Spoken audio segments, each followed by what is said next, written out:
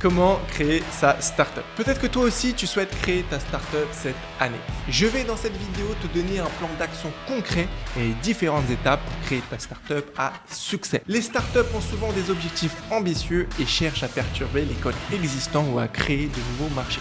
Elles sont souvent créées par des entrepreneurs avec une forte passion et un désir de créer quelque chose de nouveau et impactant.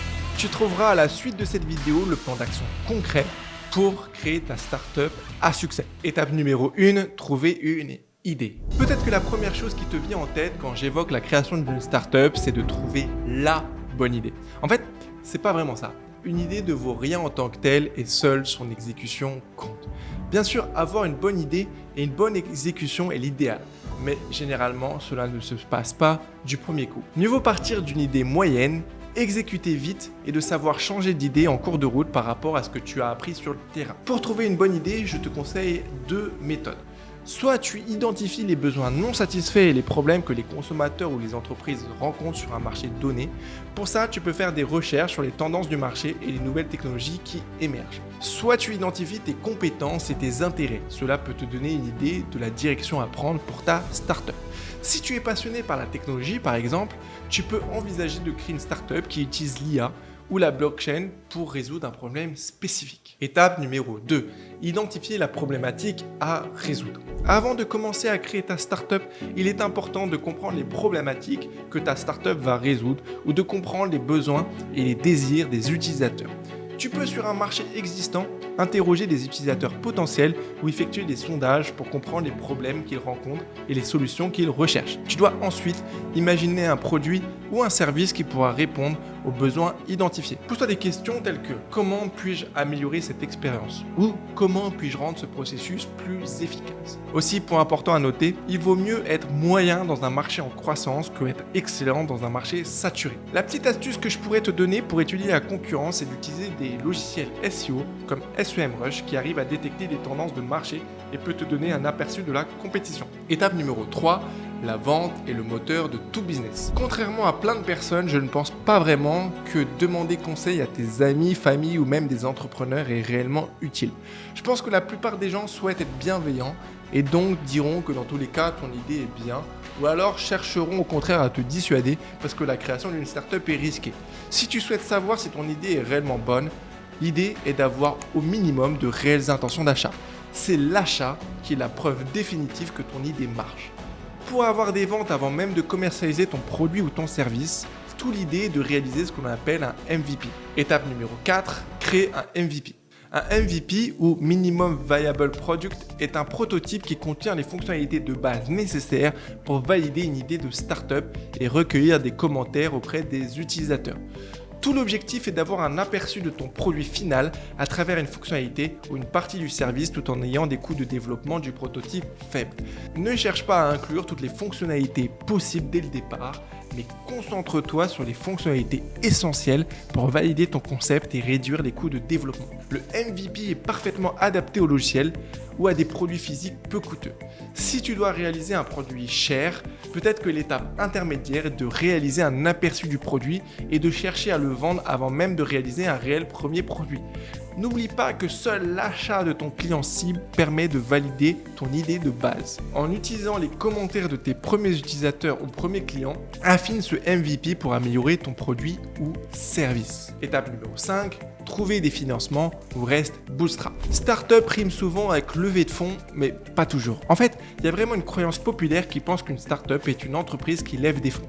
Mais avant de penser à lever des fonds, je te conseille de voir si vraiment tu as besoin de fonds. Si tu fais une startup de prestation de service ou un SaaS, peut-être que tu n'es pas obligé de lever des fonds et créer ce qu'on appelle une boîte bootstrap. Cette méthode consiste à financer ta startup sur tes propres sources financières. Certaines boîtes commencent bootstrap puis lèvent des fonds pour accélérer. Bien que cela puisse être risqué, cela peut également montrer aux investisseurs potentiels que tu es prêt à prendre des risques et à investir dans ta propre entreprise. Si tu décides de lever de fonds direct, peut-être que tu peux obtenir avant de la love money. Les membres de ta famille ou tes amis peuvent être prêts à investir dans ton entreprise en échange d'une participation au capital ou d'un remboursement avec des intérêts. Si tu n'as pas la chance de faire appel à de la love money et que tu tiens absolument à lever des fonds, il existe, je t'assure, plein de manières de trouver de l'argent. La première étape est de réaliser un deck. Un deck de startup est une présentation concise de ta startup et de ses services destinés à convaincre les investisseurs. Il doit être concis, clair et convaincant. Quand tu auras ton deck, le premier endroit où je te conseille d'aller regarder sont les programmes d'accélération, les programmes d'incubation. Il existe de nombreux programmes d'accélération qui offrent un financement initial, un mentorat, une formation et un espace de travail pour les startups en échange d'une participation au capital. Les programmes d'accélération peuvent également aider ta startup à se connecter avec des investisseurs et se faire connaître. Le plus connu en ce moment en France est celui certainement de Station F. Une autre manière de trouver un financement est de trouver un investisseur en capital risque. Les sociétés de capital risque sont spécialisées dans le financement des startups en échange d'une participation au capital. Fais des recherches sur les sociétés de capital risque qui investissent dans ton secteur d'activité et identifie les bonnes personnes sur LinkedIn ou les gestionnaires de portefeuille qui sont les plus susceptibles d'être intéressés par ta boîte. Ensuite, passe par leur process de présentation deck ou cherche à les rencontrer lors de leurs événements. Peut-être as-tu déjà entendu parler de Sequoia Capital qui est selon moi le plus connu au monde ou Kima Ventures en France. Chaque fonds d'investissement a souvent sa propre manière de procéder et cherche généralement un type d'entreprise précis. Alors, essaie d'identifier le ou les fonds qui pourront être adaptés à ton projet. Il faut que tu gardes à l'esprit que trouver des investisseurs pour ta startup peut prendre beaucoup de temps, mais il est essentiel de trouver les bons investisseurs qui peuvent fournir non seulement des fonds, mais aussi de l'expertise et des ressources pour aider ton entreprise à se développer. Une autre manière de financer ton projet est de se tourner vers le crowdfunding ou financement participatif. Le crowdfunding permet aux startups de lever des fonds auprès d'un grand nombre de personnes en échange d'une participation au capital ou d'autres avantages comme des prix moins chers en précommande de ton produit ou des cadeaux bonus. Les plateformes les plus utilisées en France sont Ulule, Kickstarter et KissKissBankBank. Chaque source de financement a ses avantages et ses inconvénients.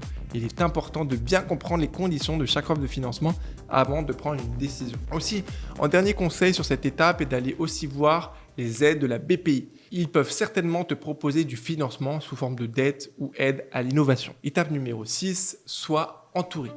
Il est important en tant qu'entrepreneur d'être bien entouré, que ce soit dans la vie pro et perso. Les gens que je vois et qui ont du succès ont souvent un super entourage également. Une phrase assez connue dans le business dit d'ailleurs « Your network is your net worth ». Tu dois t'entourer de partenaires compétents pour ton entreprise, que ce soit au niveau de tes associés qu'au niveau de ton équipe externe comme ton comptable. Entoure-toi d'experts qui t'apporteront des conseils pertinents pour leur domaine d'expertise. Pour avoir créé une entreprise seule et à plusieurs, il y a des avantages et des inconvénients aux deux. Créer une entreprise seule peut t'offrir une grande autonomie et un contrôle total sur la prise de décision ainsi que d'aller plus vite. Au contraire, créer une entreprise avec des associés peut t'offrir des avantages comme des compétences en plus, une répartition des risques et des responsabilités. Je dirais que l'énorme avantage est de t'offrir un soutien émotionnel et moral pendant les périodes difficiles et permet de réduire la charge de stress. Aussi, même si être plusieurs permet d'aller moins vite sur certains sujets, sur le long terme, les boîtes peuvent généralement aller beaucoup plus loin à plusieurs. Si tu décides de créer une entreprise avec des associés, assure-toi seulement de choisir des personnes qui partagent tes valeurs et ta vision. Il est également important de définir clairement les rôles et les responsabilités de chaque associé dès le début pour éviter les malentendus et les conflits potentiels à l'avenir. Il ne faut pas oublier que les conflits d'associés est la cause principale des échecs d'entreprise à plusieurs. Étape numéro 7, réitère ou pivote. Les startups qui réussissent du premier coup sont extrêmement rares. En réalité, la majorité des startups qui ont réussi et que tu connais aujourd'hui ont certainement déjà pivoté. Le pivot consiste à analyser ce qui fonctionne le plus et le moins dans ton entreprise et axer à la stratégie de ton entreprise vers ce qui généralement fonctionne le plus ou à des perspectives de croissance plus grandes. Si rien ne fonctionne dans ta startup, à toi de réitérer les innovations et repartir de la première étape pour tenter de répondre à une problématique précise. Le pivot peut être une étape difficile et risquée pour ta startup, mais c'est parfois nécessaire pour rester pertinent et prospère dans un marché en constante évolution. L'exemple le plus connu que je pourrais te donner est Airbnb. À l'origine, Airbnb était une plateforme permettant aux gens de louer des matelas gonflables dans leur salon pour les voyageurs qui cherchaient des hébergements à bas prix. Mais l'entreprise a rapidement réalisé que cette idée ne répondait pas aux besoins des voyageurs et n'était pas non plus rentable. Au lieu de cela, Airbnb a pivoté en devenant une plateforme de location de logements privés où les propriétaires pouvaient louer leur maison ou leur appartement à des voyageurs. Ce pivot a permis à Airbnb de répondre à une demande croissante de voyageurs cherchant des expériences de voyage authentiques et à des propriétaires cherchant à monétiser leur propriété. Airbnb a investi massivement dans le développement de sa plateforme de location et de son expérience utilisateurs. Ce pivot a d'ailleurs été un super succès pour Airbnb qui a connu une croissance explosive depuis lors et est devenue une entreprise de plusieurs milliards de dollars. Toute l'idée de ta réitération avec ta startup est d'aller chercher ce qu'on appelle le product market fit. C'est en gros la correspondance parfaite entre un produit ou un service et le marché sur lequel il est proposé. Étape numéro 8, aller chercher la croissance et la scalabilité. Dès lors où tu as trouvé ce fameux product market fit, il est grand temps d'aller scaler ta startup jusqu'aux étoiles. La croissance peut venir de plusieurs choses, soit de l'acquisition de nouveaux clients et la rétention de ces clients. Ça peut être également l'expansion géographique. Peut-être que la solution pour ta startup est d'attaquer un nouveau marché national ou international. Cela peut être également la diversification de tes offres pour pouvoir adresser à plus de personas et la vente de produits additionnels pour tes clients existants. Cela peut passer par l'optimisation des process. Pour ça, tu dois réadapter ton service en produit pour pouvoir le vendre massivement et produire massivement. Et si tu as une production, de faire en sorte d'automatiser la chaîne de production et la vente. Et pour finir, l'innovation.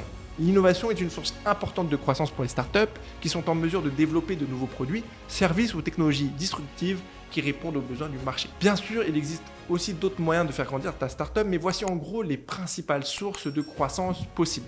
Voilà, la vidéo arrive à son terme et j'espère t'avoir donné une vision complète et généraliste des étapes de la création d'une startup.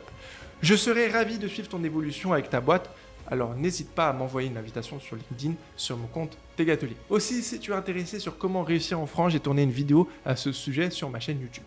On se retrouve d'ici 2 semaines pour une nouvelle vidéo. Allez, ciao!